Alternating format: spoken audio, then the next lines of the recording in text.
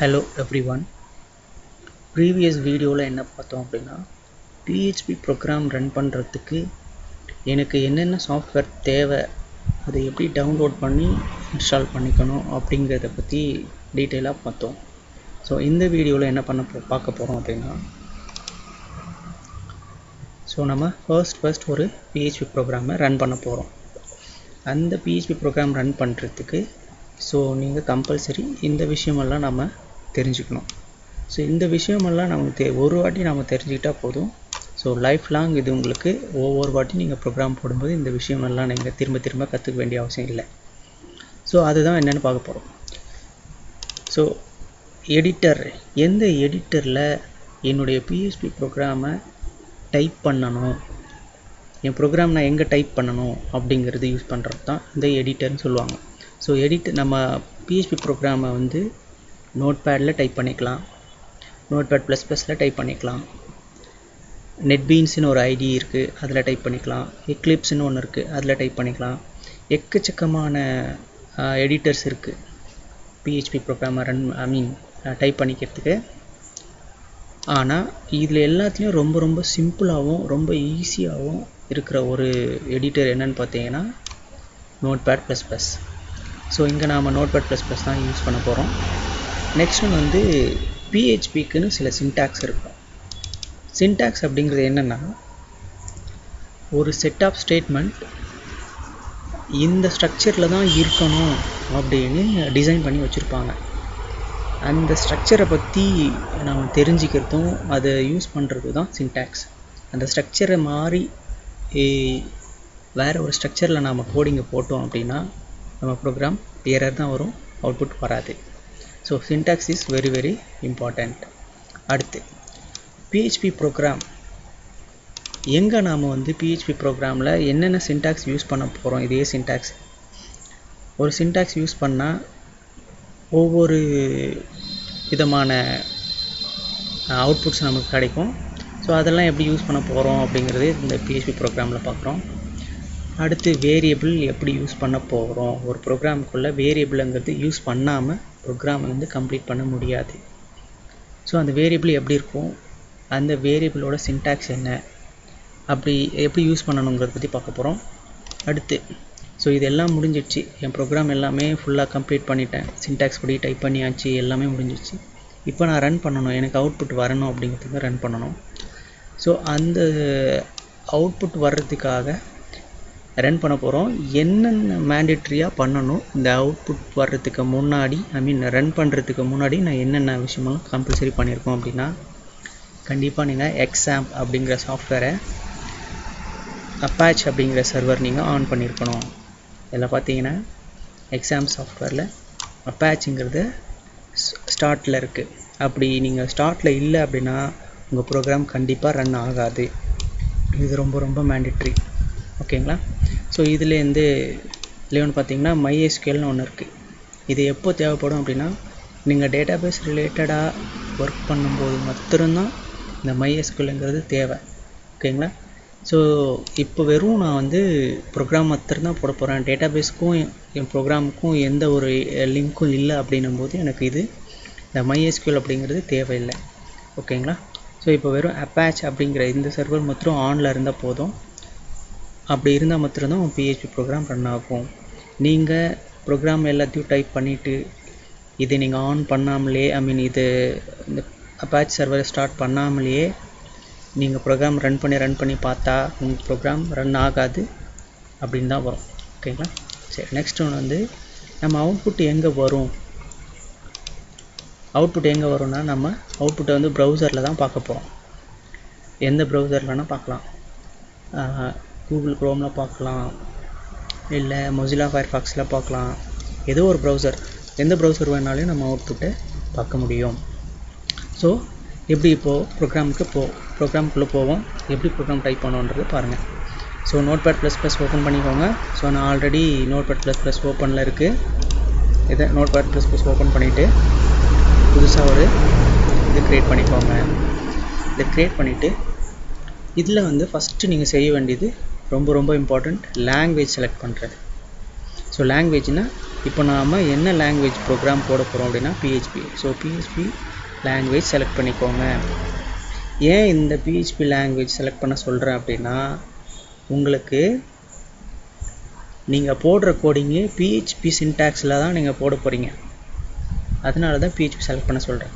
ஒருவேளை நீங்கள் இந்த சின்டாக்ஸ் நீங்கள் செலக்ட் பண்ணலை, இந்த லாங்குவேஜை செலக்ட் பண்ணல அப்படின்னா உங்கள் சின்டாக்ஸ் பிஹெச்பி சின்டாக்ஸ் வந்து ஒர்க் ஆகாது, வெறும் நார்மலாக இருக்கும். பாருங்களேன், இப்போ நார்மலாக பிஹெச்பி அப்படின்னு கொடுக்க போகிறேன். இல்லை பாருங்கள், பிஹெச்பின்னு கொடுத்தேன். இது வந்து எனக்கு நார்மல் ஒரு டெக்ஸ்ட்டாக இருக்குது. இதுவே நான் ஒரு லாங்குவேஜ் செலக்ட் பண்ணுறேன் பாருங்கள், பிஹெச்பி. அப்போ என்னோடய சின்டாக்ஸ் எப்படி மாறுதுன்னு பாருங்கள். ஸோ பிஹெச்பியோட சின்டாக்ஸ் இது இப்படி மாறிடுச்சு. ஸோ இப்போ எப்படி ஒரு ப்ரோக்ராம் பிஹெச்பி ப்ரோக்ராம் எப்படி இருக்கும் அப்படின்னு நான் கேட்டு சொல்லியிருந்தேன் இல்லைங்களா? எல்லாம் பாருங்கள், அதோட சின்டாக்ஸ் எப்படி இருக்கும் அப்படின்றத ஃபஸ்ட்டு பார்க்குறோம். பிஹெச்பி ப்ரோக்ராமில் இது வந்து பிஹெச்பி ஓப்பன் ஸ்கிரிப்ட், இன்னொன்று வந்து பிஹெச்பி க்ளோஸ் ஸ்கிரிப்ட். இந்த 2 ஸ்கிரிப்ட் இருந்து இதுக்குள்ளே உங்கள் கோடிங் இருந்தால் தான் பிஹெச்பியை பொறுத்த வரைக்கும் ப்ரோக்ராம் ரன் ஆகும். இந்த ஸ்கிரிப்டுக்கு வெளியே நீங்கள் என்ன தான் கோடிங் இந்த மாதிரி போட்டிருந்தாலும் உங்கள் ப்ரோக்ராம் ரன் ஆகாது. ஸோ நீங்கள் இந்த பிஹெச்பி ஓப்பன் அண்ட் க்ளோஸ் ஸ்கிரிப்டுக்குள்ளே மட்டும்தான் பிஹெச்பி கோடிங்கை போட முடியும். சரி, ஓகே. இப்போ open script and closing script போட்டாச்சு. இப்போ என்ன பண்ண போகிறோம் அப்படின்னா, ஒரு ஹலோ வேர்ல்டு அப்படி இல்லைனா வெல்கம் அப்படின்னு ஒரு பிரிண்ட் பண்ணுறதுக்காக ஒரு ஸ்டேட்மெண்ட் கொடுக்க போகிறோம். அதுக்கு நம்ம யூஸ் பண்ணக்கூடிய ஒரு சின்டாக்ஸ் என்னென்னா, எக்கோ அப்படின்னு ஒரு ஸ்டேட்மெண்ட் இருக்குது. எக்கோ அப்படிங்கிற ஸ்டேட்மெண்ட் கொடுத்தா தான் நம்ம என்ன ஒரு லெட்டரையோ இல்லை ஒரு நேமையோ பிரிண்ட் பண்ண நினைக்கிறோமோ அது பிரிண்ட் ஆகணும்னா அந்த எக்கோன்றதில் கொடுத்தா மட்டும்தான் பிரிண்ட் ஆகும். ஓகேங்களா? எக்கோ. ஸோ ப்ளூ கலரில் வந்துச்சு பார்த்தீங்களா? இதுதான் அந்த சின்டாக்ஸ். நீங்கள் லாங்குவேஜ் செலக்ட் பண்ணாமல் இருந்திருந்தால் இது எல்லாமே ஒரு பிளைன் டெக்ஸ்ட், அதாவது பிளாக் கலர்லேயே தான் காட்டியிருக்கும். ஸோ எக்கோன்னு கொடுத்துட்டேன்.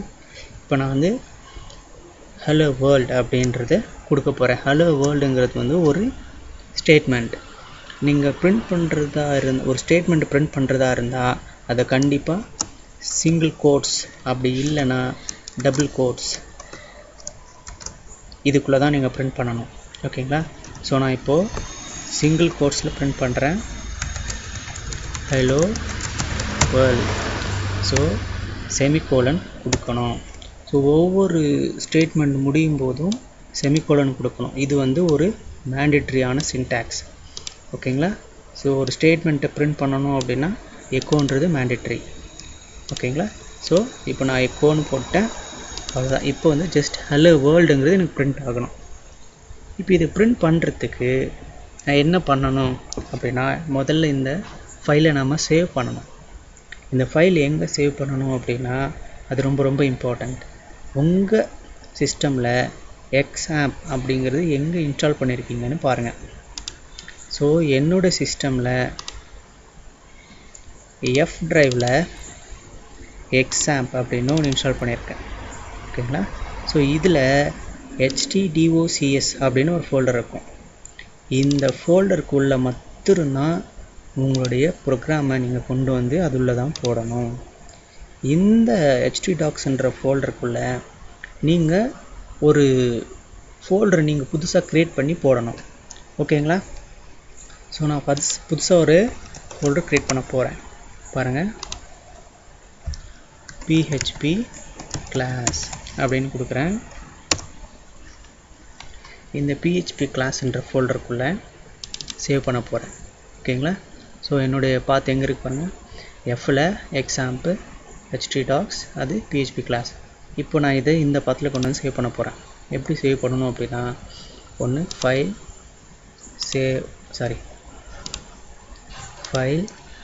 சேவ் ஆஸ் கொடுங்க. அப்படி இல்லை அப்படின்னா இங்கே கொடுத்தும் நீங்கள் சேவ் பண்ணிக்கலாம். அப்படி இல்லைன்னா இங்கே இது மேலே வச்சு ரைட் கிளிக் பண்ணிங்கன்னா சேவ் ஆஸ்ன்ற ஆப்ஷன் வரும். ரெண்டுமே ஒன்று தான், அங்கே கொடுத்தாலும் சேவ் ஆஸ் தான், இங்கே கொடுத்தாலும் சேவ் ஆஸ் தான். ஸோ இங்கே கொடுத்து ஸோ கம்ப்யூட்டருக்கு போங்க, எஃப் ட்ரைவில் எக்ஸாம்பிள். ஸோ ஸோ எக்ஸாம்பிள்குள்ளே htdocs, அதுக்குள்ளே php கிளாஸ். ஸோ இங்கே இருக்குது. இந்த ஃபோல்டர் சூஸ் பண்ணிவிட்டு இப்போ நான் கொடுக்க போகிறேன். ஸோ இது வந்து class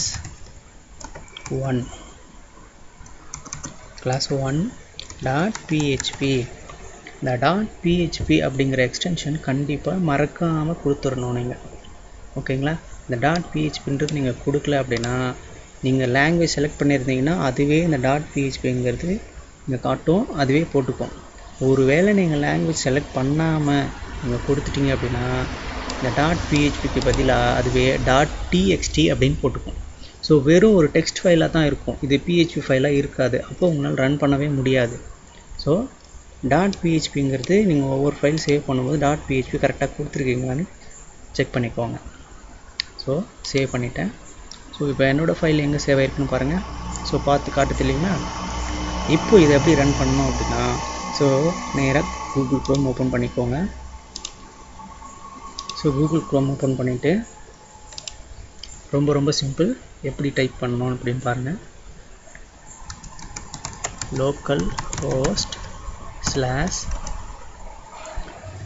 இந்த லோக்கல் ஹோஸ்ட்டுங்கிறது எதை மீன் பண்ணுது அப்படின்னா, இந்த htdocs வரைக்கும் இது வரைக்கும் லோக்கல் ஹோஸ்ட். ஓகேங்களா? இதெல்லாம் நம்ம மென்ஷன் பண்ண மாட்டோம். ஸோ இந்த 3 இதையும் சேர்த்து தான் எங்கள் லோக்கல் ஹோஸ்ட்டுன்னு சொல்லியிருக்கோம்.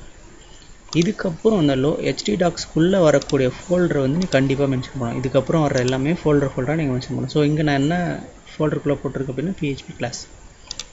அதனால் PHP CLASS கிளாஸ் அப்படின்னு போட்டேன்.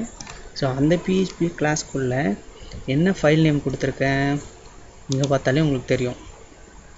ஸோ class 1.phpன்னு கொடுத்துருக்கேன். ஸோ அதை நீங்கள் இங்கே போட்டு CLASS 1.php. இதில் ரொம்ப முக்கியமான விஷயம் என்னென்னா, நீங்கள் ஃபைல் சேவ் பண்ணும்போது ஸ்பேஸ் இருக்காமல் பார்த்துக்கோங்க. ஓகேங்களா? ஸ்பேஸ் எனக்கு கொடுத்தே ஆகணும் அப்படின்னு நினச்சிங்கன்னா ஸ்பேஸுக்கு பதில் அண்டர்ஸ்கோர் அப்படி இல்லைன்னா ஐஃபன் இப்படி கொடுத்துக்கோங்க. ஓகேங்களா? நீங்கள் வெறும் ஸ்பேஸ் கொடுத்துட்டிங்கன்னா PHP ப்ரோக்ராம் ரன் ஆகாது, எரர் வந்துடும். ஓகேங்களா? ஸோ இப்போ பாருங்கள், கொடுத்தாச்சு, என்டர் அடிங்க. பார்த்தீங்களா? ஹலோ வேர்ல்டுன்றது உங்களுக்கு இங்கே என்ன பிரிண்ட் பண்ணணும்னு நினச்சோமோ அது நமக்கு இங்கே பிரிண்ட் ஆகிடுச்சு. இதுதான் நம்ம வந்து ஃபஸ்ட்டு ஒரு ப்ரோக்ராமை ரன் பண்ணி டெஸ்ட் பண்ணி பார்த்துக்கலாம். ஓகேங்களா? இது ரொம்ப சிம்பிள். ஓகே, அடுத்து வேரியபிள் யூஸ் பண்ணி பார்க்க போகிறோம். இப்போ இதில் இன்னொரு விஷயம் என்ன சொல்லணும் அப்படின்னு நினச்சிங்கன்னா, இந்த சில பேர் வந்து இந்த ப்ரோக்ராமை ரன் பண்ணும்போது அது எக்ஸாம் பண்ணுறது ஆன் பண்ணாமலே விட்டுருப்பாங்க. அது அவங்களுக்கு தெரியாது, கவனிச்சிருக்க மாட்டாங்க, ஆன் பண்ணுன்றது மறந்துருப்பாங்க. அது அப்படி இருந்தால் உனக்கு இங்கே எப்படி இருக்குன்ற அது எப்படி நீங்கள் கண்டுபிடிக்கணும்னா, இப்போ பாருங்கள், இது இப்படியே ஸ்டாப் ஆயிடுச்சு. இது ஆன் பண்ணவே இல்லைனா. ஓகேங்களா? இப்படி தான் இருக்குது. இப்போது நீங்கள் இந்த லோக்கல் ஹோஸ்ட்டுங்கிறது நீங்கள் டைப் பண்ணிவிட்டு என்டர் அடிச்சிங்கன்னா, ஸோ உங்களுக்கு இப்படி தான் லோட் ஆகும். இந்த மாதிரி வந்தாலே நீங்கள் முதல்ல போய் செக் பண்ணி பார்க்க வேண்டியது எக்ஸாம் ரன் பண்ணியிருக்கானா இல்லையான்னு நீங்கள் போய் செக் பண்ணி பார்த்துக்கணும். ஓகேங்களா? ஒருவேளை உங்கள் எக்ஸாம்பு வந்து எங்கே இருக்குது, எக்ஸாம்பு எப்படி நீங்கள் ஓப்பன் பண்ணணும் அப்படின்னு பார்த்தீங்கன்னா, பாருங்கள், எஃப்பில் எக்ஸாம் htdocs போக தேவையில்லை. எக்ஸாம்பு நீங்கள் ஓப்பன் பண்ணாலே கீழே பார்த்தீங்கன்னா எக்ஸாம் கண்ட்ரோல் ஒன்று இருக்கும். இதை டபுள் கிளிக் பண்ணிங்கனாலே ஓப்பன் ஆகிடும். இப்போ பாருங்கள், எனக்கு இங்கே ஓப்பன் ஆகிருக்கு. ஓகேங்களா? ஸோ ஓப்பன் ஆனவுடனே உங்கள் இப்படி தான் இருக்கும். நீங்கள் தான் வாலண்டரியாக போய் ஸ்டார்ட் பண்ண விடணும்.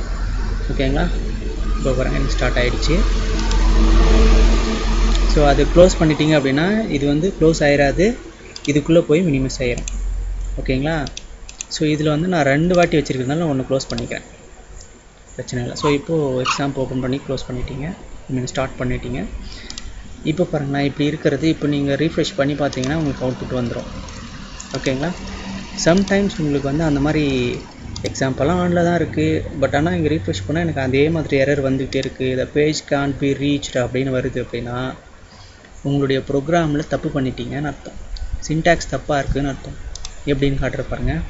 ஸோ இது பிஹெச்பியோட சின்டாக்ஸ் இல்லையா, ஓப்பன் அண்ட் க்ளோஸ் ஸ்கிரிப்ட் இல்லைங்களா. இது ரெண்டும் நான் எடுத்துடுறேன். இப்போ பாருங்கள், இது ஒரு நார்மல் டெக்ஸ்ட் ஆகிடுச்சு. இப்போ பாருங்கள், நான் என்ன கொடுத்தேனோ அது அப்படியே ஒரு டெக்ஸ்ட்டாக காட்டுது, ஒரு HTML-ஆக காட்டுது. ஓகேங்களா. ஸோ இப்படி காட்டக்கூடாது நமக்கு. ஓகேங்களா. ஸோ இப்போ பாருங்கள், இந்த சின்டாக்ஸுங்கிறது எவ்வளோ இம்பார்ட்டன்ட்னு இப்போ தெரியுதுங்களா. ஓகே, இப்போ நம்ம என்ன அவுட்புட் வரணும்னு நினைக்கிறோமோ அது வருது. சரி, இப்போ பாருங்கள், ஒரு வேரியபிள் யூஸ் பண்ண போகிறோம். வேரியபிள்னால் என்ன அப்படின்னா, ஒரு வேல்யூவை டெம்ப்ரவரியாக சேவ் பண்ணி வச்சுக்கிறதுக்கு யூஸ் பண்ணக்கூடிய ஒரு நேம், அதுதான் வேரியபிள்.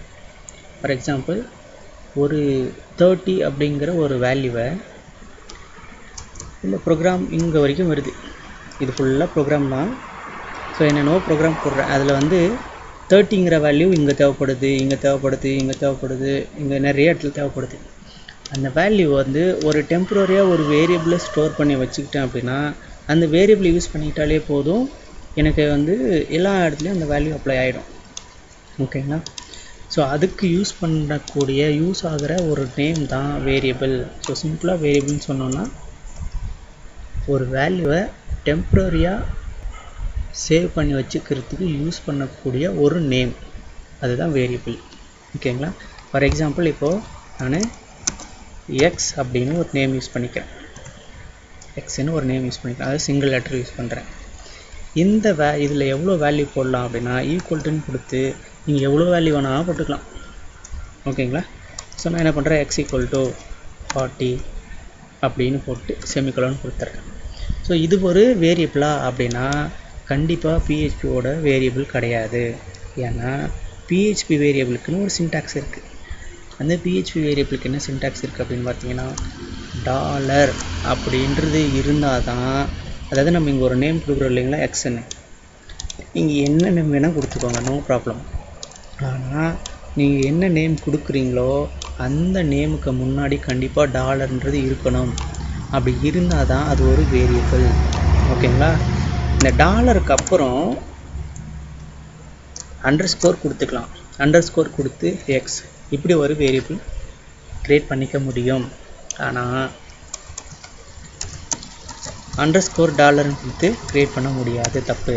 அதே மாதிரி டாலர் கொடுத்ததுக்கப்புறம் ஒரு நம்பர் கொடுக்க முடியாது, இப்படி ஒரு வேரியபிள் க்ரியேட் பண்ண முடியாது. ஓகேங்களா. சரி, அண்டர்ஸ்கோர் கொடுத்துக்கலாம், ஒரு ஆல்ஃபபெட்டிக் லெட்டர் ஏதாவது கொடுத்துக்கலாம், ஸ்மாலில் கொடுத்துக்கலாம், கேப்ஸில் கொடுத்துக்கலாம். ஓகேங்களா. ஸோ ஒரு வேரியபிளில் ஸ்பேஸ் யூஸ் பண்ண முடியாது. ஓகேங்களா. சில பேர் என்ன பண்ணுவாங்கன்னா, ஃபர்ஸ்ட் நம்பர் அப்படின்னு போடுவாங்க. ஸோ இங்கே ஒரு ஸ்பேஸ் யூஸ் பண்ணிட்டாங்க, ஸ்பேஸ் எடுத்துக்காது. இதில் முக்கியமான விஷயம் என்னென்னா, ஒரு வேரியபிளில் நீங்கள் ஏதாவது ஒரு ஸ்பெஷல் கேரக்டர் யூஸ் பண்ணணும் அப்படின்னா அது அண்டர்ஸ்கோரை தவிர எதுவுமே யூஸ் பண்ண முடியாது. ஃபார் எக்ஸாம்பிள், நான் ஐஃபன் யூஸ் பண்ணுறேன்னா முடியாது. ஓகேங்களா. ஸ்பேஸ் யூஸ் பண்ண முடியாது. ஸோ ஒரு முதல் லெட்டர் அண்டர்ஸ்கோராக இருக்கலாம், அப்படி இல்லைன்னா ஆல்ஃபபெட்டிக் லெட்டராக இருக்கலாம். ஆனால் நம்பர்ஸ் மட்டும் வரக்கூடாது. ஆல்ஃபபெட்டிக் லெட்டர்ஸ்க்கு அப்புறம் நீங்கள் நம்பர் யூஸ் பண்ணிக்கலாம். ஃபார் எக்ஸாம்பிள், ஃபர்ஸ்ட் 1 அப்படின்னு கொடுத்துக்கலாம், அப்படி இல்லைன்னா 2ன்னு கொடுத்துக்கலாம், இல்லை F1 இப்படி கொடுத்துக்கலாம், இல்லை இப்படி கொடுத்துக்கலாம், என்ன வேணால் கொடுத்துக்கலாம். ஸோ நான் இப்போ எக்ஸ்ன்னு யூஸ் பண்ண போகிறேன். ஸோ எக்ஸ் அப்படிங்கிறது என்னென்னா, இப்போ எனக்கு ஒரு டெம்ப்ரவரி வேல்யூவை ஸ்டோர் பண்ணக்கூடிய ஒரு நேம், அவ்வளோதான். ஸோ இந்த எக்ஸ்ன்றதில் நான் 40 போட்டேன் அப்படின்னா இதுக்கப்புறம் நான் அதை எடுத்து எங்கே வேணாலும் யூஸ் பண்ணிக்கலாம். ஃபார் எக்ஸாம்பிள், இப்போது எக்ஸுன்றதை நான் எங்கே பிரிண்ட் பண்ணணும் அப்படின்னு நினைக்கிறேன். எக்ஸில் என்ன வேல்யூ இருக்கோ 40ங்கிறது பிரிண்ட் பண்ணணும் அப்படின்னு நினைக்கிறேன். அது என்ன பண்ணணும் அப்படின்னா, நம்ம பிரிண்ட் பண்ணுறதுக்கு ஆல்ரெடி சொல்லியிருக்கேன், பிரிண்ட் ஆகணும்னா எக்கோ அப்படிங்கிறது கொடுத்தா தான் பிரிண்ட் ஆகும்னு சொல்லியிருக்கேன். ஸோ இப்போ இந்த ஹலோ வேர்ல்டுன்றது போயிட்டு எனக்கு என்ன வரணும், இந்த 40ங்கிறது வரணும். அப்போது இந்த வேரியபிள் எக்ஸ்ன்றது, அப்போது ஒரு வேரியபிளை பிரிண்ட் பண்ணணும் அப்படின்னா நீ சிங்கிள் கோட்ஸ் டபுள் கோட்ஸ் போட தேவையில்லை.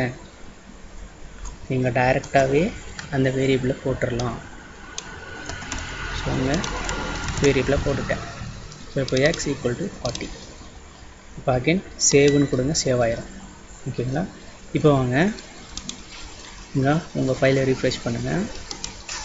பாருங்கள் 40 அப்படின்னு வந்துருச்சு. இப்போ இன்னொரு வேரியபிள் நான் க்ரியேட் பண்ணுறேன். ஸோ எத்தனை வேரியபிளானா யூஸ் பண்ணிக்கலாம், எவ்வளோ வேல்யூ வேணால் கொடுத்துக்கலாம் நீங்கள். ஓகேங்களா?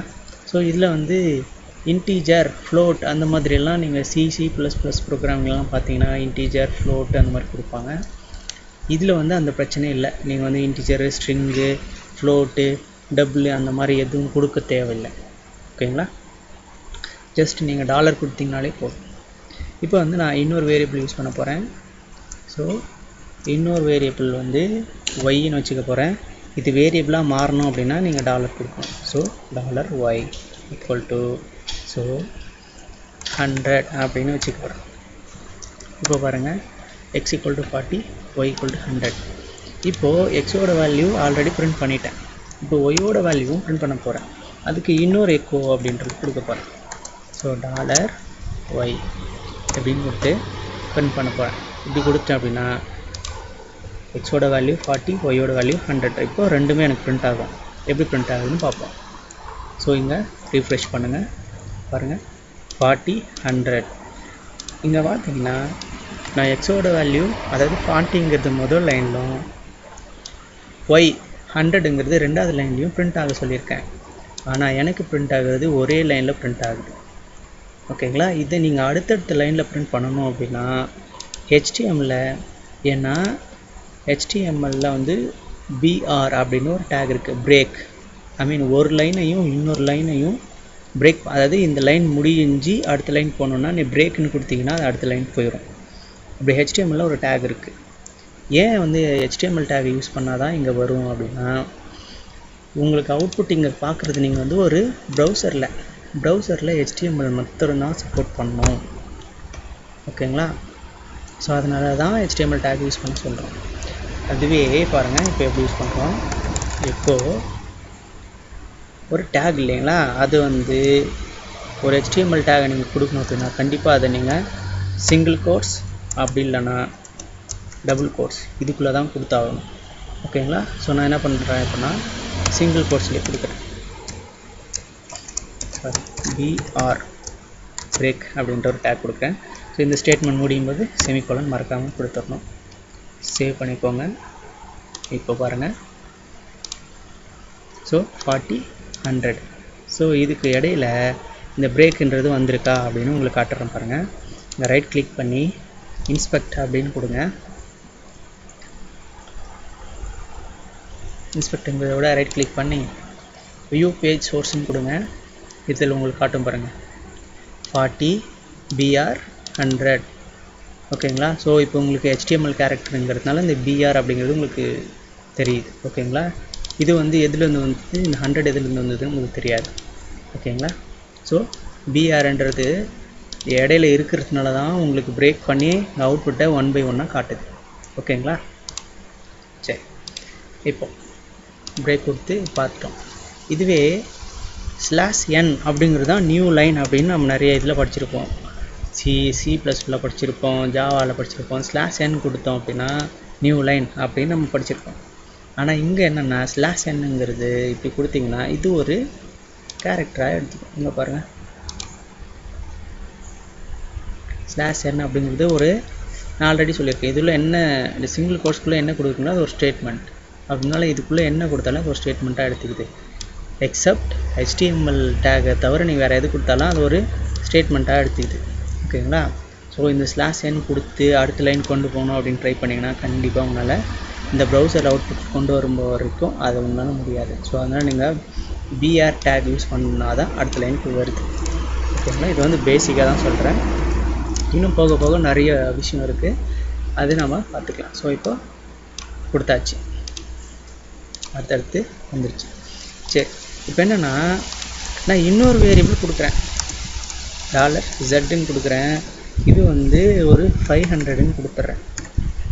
இப்போ நான் மூணாவது வேரியபிளையும் பிரிண்ட் பண்ணணும். அப்போ என்ன பண்ணணும், மூணாவது வேரியபிள் எனக்கு கீழே வரணும் அப்படின்னு நினைக்கிறேன்.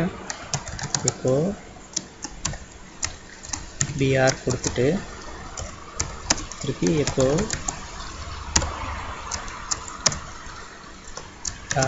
$z இப்படி கொடுத்துட்றேன். சேவ் பண்ணுறேன். இங்கே வந்து திருப்பி ரீஃப்ரெஷ் பண்ணிக்கிறேன். இப்போ பாருங்கள் 40 100 500 ஸோ வந்துடுச்சு. இப்போது நான் 3 வேரியபிள் இருக்கிறதுனால நான் 3 எக்கோ கொடுத்துருக்கேன். ஓகேங்களா? ஸோ ஆனால் நான் என்ன யோசிக்கிறேன்னா, இந்த 3 எக்கோ கொடுத்தா தான் 3 வேரியபிளை பிரிண்ட் பண்ண முடியுமா? ஒரே எக்கோவில் 3 வேரியபிளையும் பிரிண்ட் பண்ண முடியாதா அப்படிங்கிறது பார்ப்போம். ஸோ இதை 3ஐயும் எப்படி பிரிண்ட் பண்ணணும் அப்படின்னா, இங்கே பாருங்கள், 3 வேரியபிளையும் ஒரே எக்கோவில் கொண்டு போய் போட்டுருங்க. ஸ்பேஸ் விட்டு போடுங்க. அடுத்து இப்போ பாருங்கள், 3 வேரியபிளும் போட்டேன்.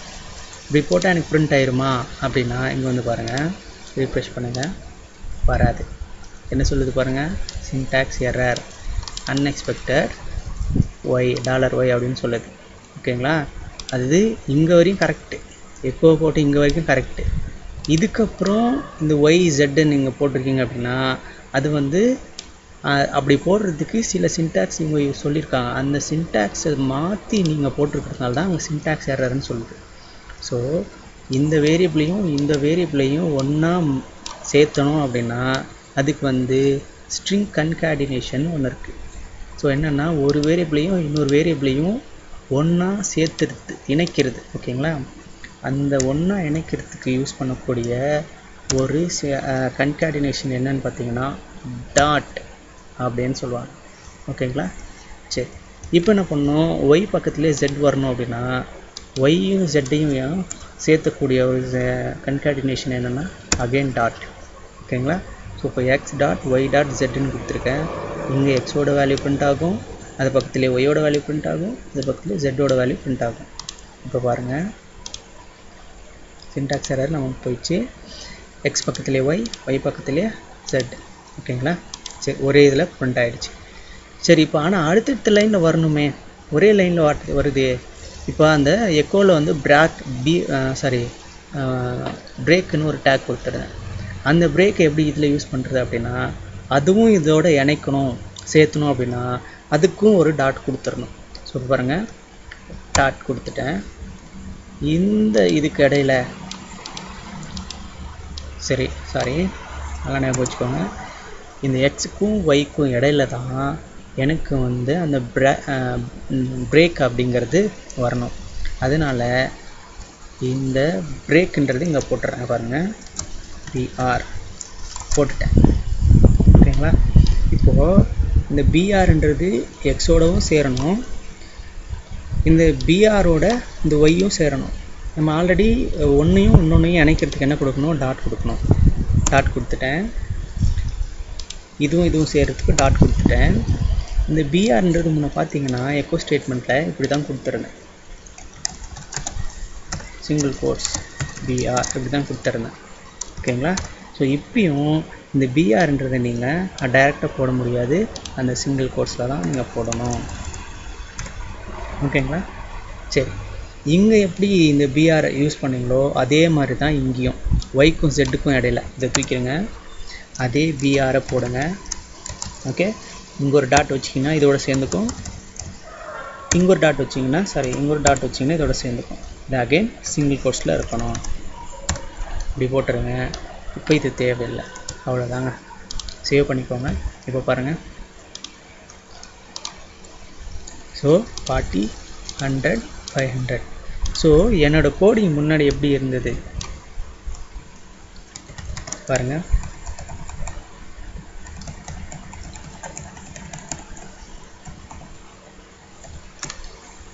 இது 1 2 3 4 5, இந்த 5 லைன் கோடிங்கை நான் இப்போது சிங்கிளாக ஒரே லைனாக மாற்றிருக்கேன்.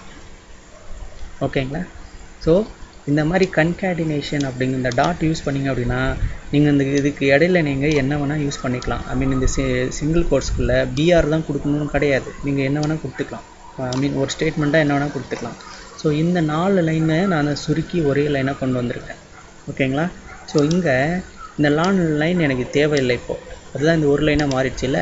அதனால இதை கமெண்ட் பண்ண போகிறேன். இங்கே வந்து கமெண்ட் பண்ணுறதுக்கு சில சின்டாக்ஸ் வச்சுருக்காங்க. ஸோ சிங்கிள் லைன் கமெண்ட் அப்படின்னா ஒன்று டபுள் ஸ்லாஷ் கொடுத்தீங்கன்னா சிங்கிள் லைன் கமெண்ட் ஆயிரும். இது ஆல்ரெடி தெரிஞ்சு தான் எல்லாருக்கும். இன்னொன்று அதே சிங்கிள் லைன் கமெண்ட்டுக்கு வந்து ஹேஷ் சிம்பிள் கொடுத்தீங்கன்னா கமெண்ட் ஆயிரும். ஸோ சிங்கிள் லைனுக்கு 2 இருக்குது. ஒன்று டபுள் ஸ்லாஷ், இன்னொன்று வந்து ஹேஷ். ஓகேங்களா? மல்டி லைன் கமெண்ட்டுக்கு ஆல்ரெடி உங்களுக்கு தெரிஞ்சது தான். ஸ்லாஷ் ஸ்டார் கொடுத்துட்டு எங்கே வரையும் எத்தனை லைன் உங்களுக்கு வேண்டாம்னு நினைக்கிறீங்களோ அத்தனை லைன் வரைக்கும் போயிட்டு அங்கே போயிட்டு திரும்பி ஸ்டார் ஸ்லாஷ் இப்படி கொடுத்தீங்கன்னா, ஸோ பார்த்தீங்கன்னா இந்த க்ரீன் கலரில் தெரியுது பார்த்தீங்களா, இது பூராமல் எனக்கு தேவையில்லை அப்படின்னு அர்த்தம். இந்த கோட் தேவையில்லை, பட் ஆனால் உள்ளே இருக்கும். இது வந்து அவுட்புட்டில் நமக்கு வரப்போகிறது இல்லை. ஓகேங்களா? ஸோ இது கமெண்ட் லைன்ஸ் பார்த்துட்டோம். சிங்கிள் லைன் மல்டி லைன் கமெண்ட்ஸும் பார்த்துட்டோம். இப்போ பாருங்கள். ஸோ XYZ இப்போ எல்லாமே ஒரே லைனில் மாறிடுச்சு. ஓகேங்களா? ஸோ இவ்வளோ தாங்க. ஒரு சிம்பிளாக ஒரு வேரியபிளை எடுத்து எத்தனை வேரியபிளான டிக்ளேர் பண்ணி கன்கார்டினேஷன் யூஸ் பண்ணுறது எப்படி அப்படிங்கிறது இங்கே பார்த்துருக்கோம். இப்போது இந்த எக்ஸுக்கு முன்னாடி எக்ஸோட வேல்யூ தான் இவ்வளோ வருது அப்படின்றத நான் ஒரு ஸ்டேட்மெண்ட்டில் சொல்லணும். அதுக்கு என்ன பண்ணணும்னா, எப்போவுமே ஒரு ஸ்டேட்மெண்ட்டும் ஒரு வேரியபிளையும் சேர்த்தணுன்னா அதுக்கு யூஸ் பண்ணக்கூடியது டாட்டு. ஓகேங்களா? ஸோ இப்போ எனக்கு என்ன ஸ்டேட்மெண்ட் இருக்கோ முதல்ல அந்த ஸ்டேட்மெண்ட்டை இங்கே டைப் பண்ணிவிடுங்க. ஓகேங்களா? ஸ்டேட்மெண்ட்டுனால் எப்போவுமே அது சிங்கிள் கோட்ஸ் ஆர் டபுள் கோட்ஸில் தான் இருக்கணும்னு சொல்லியிருக்கேன். நான் சிங்கிள் கோட்ஸில் அந்த ஸ்டேட்மெண்ட்டை போட்டுறேன். ஓகேங்களா? முதல்ல இதில் போட்டுறேங்க. எக்ஸ் வேல்யூ ஈக்குவல் டு, இதுதான் என்னோடய ஸ்டேட்மெண்ட். ஓகேங்களா? இதுக்குள்ள ஸ்டேட்மெண்ட் முடிஞ்சிச்சுங்க வரையும். இந்த ஸ்டேட்மெண்ட்டோட எதை சேர்த்தணும்? இந்த $x சேர்த்தணும். இதையும் இந்த $xையும் சேர்த்துறதுக்கு யூஸ் பண்ணக்கூடிய கன்கார்டினேஷன் என்னென்னா டாட். இந்த டாட்டை சொல்லிட்டீங்க அப்படின்னா இதுவும் ஒன்றா சேர்ந்துக்கும். நீங்கள் இந்த எக்கோவுக்கு போய் டாட் வச்சிடக்கூடாது. இப்படி டாட் வச்சிங்கன்னா இது தப்பு. ஓகேங்களா? எக்கோ நமக்கு சேரக்கூடாது. இந்த ஸ்டேட்மெண்ட்டும் ஒரு வேரியபிளும் தான் சேரணும். ஓகேங்களா? இப்போது எக்ஸ் ஈக்குவல் டு அப்படின்னு சொல்லிவிட்டு எக்ஸோட வேல்யூ பிரிண்ட் ஆகும்.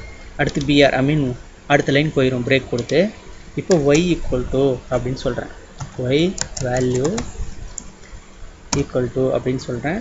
ஸோ இந்த ஸ்டேட்மெண்ட்டோட இங்கே சேர்ந்துச்சு. அடுத்து z வேல்யூ ஈக்குவல் டு அப்படின்னு கொடுக்குறேன். பாருங்கள், இது எல்லாமே ஒரு ஸ்டேட்மெண்ட். இது ஒரு ஸ்டேட்மெண்ட். இந்த ஒவ்வொரு ஸ்டேட்மெண்ட்டையும் ஒரு வேரியபிளையும் இணைக்கிறதுக்கு தான் நம்ம யூஸ் பண்ணக்கூடிய இந்த டாட்.